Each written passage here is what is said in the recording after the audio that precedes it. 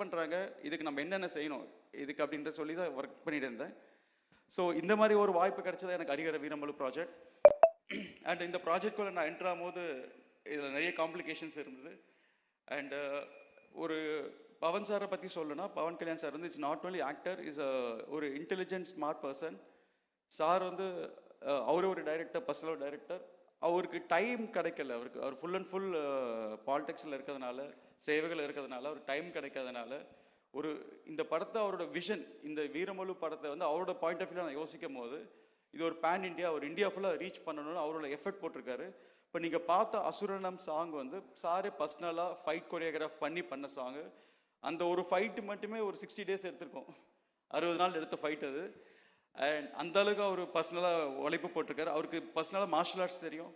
And ஒரு Bruce Lee ஒரு enter த dragon எப்படியோ அந்த மாதிரி ஒரு விஷயம் பண்ணியிருக்கார் சார் இதில், பவன் சார். ஸோ இந்த படத்துக்கு இன்னொரு இன்ஸ்பிரேஷன் எனக்கு என்னென்னா, பர்சனலாக இந்த படம் 16th century முகல் பீரியடில் நடந்த ஸ்டோரி.